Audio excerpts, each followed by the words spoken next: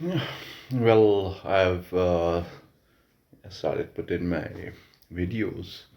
Uh, Yesterday, I discussed the recent press talk of President Zelensky and President Trump. I was just sitting here today and I was thinking about some ideas, how I manage my ideas and then write so many blog posts at Medium and Substack. And few of the ideas were very interdisciplinary. For example, I have been writing a lot about human values and how that human values and culture can guide modern economics. The thing is that human values are really difficult to measure quantitatively, and that is one of the biggest constraint for economists to use abstract concepts like love is a superlative degree affection, or kindness, happiness. Uh, uh, I mean, happiness can be expressed through a smile. Happiness can be expressed through a laugh. Similar affection. I mean, it's only our cognitive mind that can interpret that whether we are being affectionate or whether we are being happy or whether we are feeling uh, higher degrees of love or lower degrees of love. So, I mean, this is so abstract, but for an average human, anybody can really tell that yeah, there are different kind of superlative degrees and expressions or synonyms for the same word, for the same feeling, for the same expression.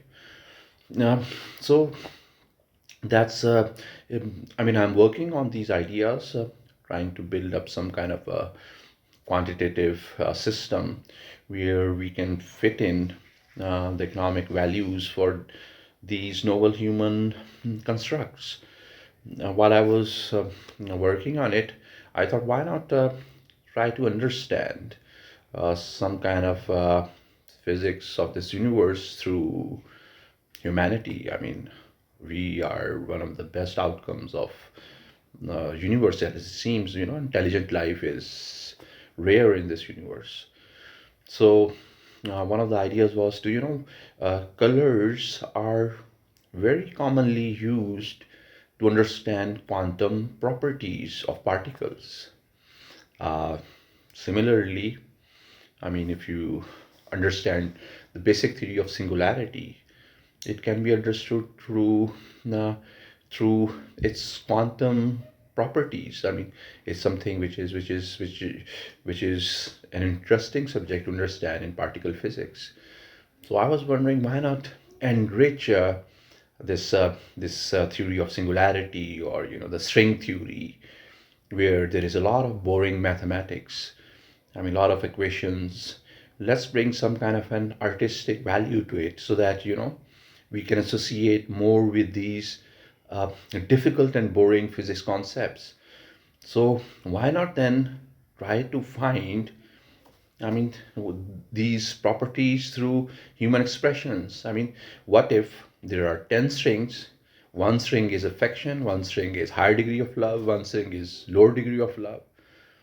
Similarly, different quantum properties to then identify particle physics for singularity or higher dimensional state of uh, state of space, or and anything in universe. So have this higher dimension realities. So why not start understanding these higher dimensional realities, or this basic quantum mechanics and quantum physics theories, by associating certain human expression to it?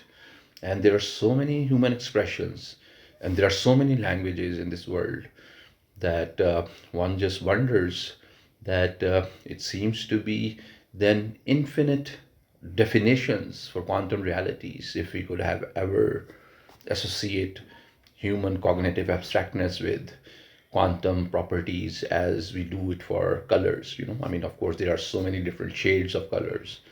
The for A recent physics Nobel Prize was given to somebody who has used colors to define autoseconds, I mean, these very small time differentials, this which seem to be infinite loops of time within each second.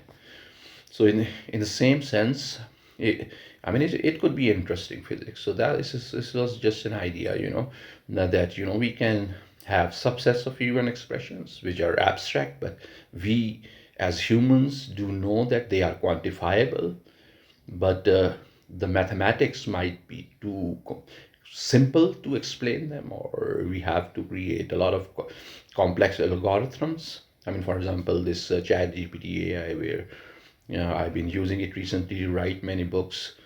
Yeah, I mean, the algorithm that a language model uses, like chat gpt, might help us find quantum properties through human expressions. I mean, that make us intelligent. I mean, our noble human values make us intelligent life form, uh, and our logic, our rationality, our imagination. But what about feeling it? I mean, because every expression in human language is an outcome of a certain feeling, and then identifying the world through that feeling, and then differentiating everything, and then associating our existence with nature, or with the physics of what we, physics of what we interact with, the objects we interact with, and I mean the technology we interact with. So that's kind of a thought-provoking uh, thought as such. So I thought that I make another video and then put it on YouTube.